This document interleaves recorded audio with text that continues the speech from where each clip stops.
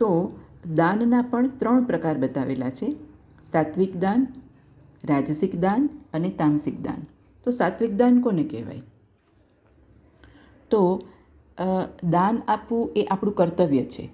આપણને મનુષ્ય જન્મ મળેલો છે, ભગવાને આપણને આપેલું છે, તો આપણે કોઈ જરૂરિયાતવાળાને આપવું જોઈએ. તો દેશ, કાલ અને પાત્રનો વિચાર કરીને જે દાન આપવામાં આવે છે, સુપાત્રને દાન આપવામાં આવે છે, તો એને સાત્વિક દાન કહેવાય. રાજસિક દાન કોને કહેવાય?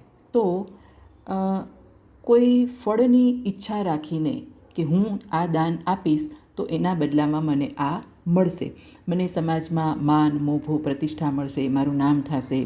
તો એ જે ફળની આશા સાથેનું દાન આપવામાં આવે તો એને રાજસિક દાન કહેવાય છે.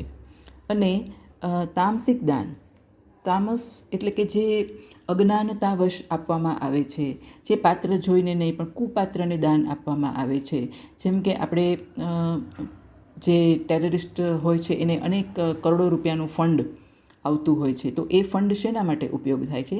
તો એ સમાજમાં વિધ્વંસકારી પ્રવૃત્તિઓ ફેલાવવા માટે એ જે રકમ છે, રૂપિયા છે, એનો ઉપયોગ થતો હોય છે. તો એવા દાનને આપણે તામસિક દાન કહી શકાય. તો મિત્રો, હવે આપણે આયુર્વેદની રીતે જોઈએ તો આયુર્વેદમાં કેવા વ્યક્તિને રોગ ન થાય એના માટેના અમુક ક્રાઇટેરિયા બતાવેલા છે કે જો આ વ્યક્તિની આવી લાઈફસ્ટાઈલ હોય તો એને રોગ ન થાય.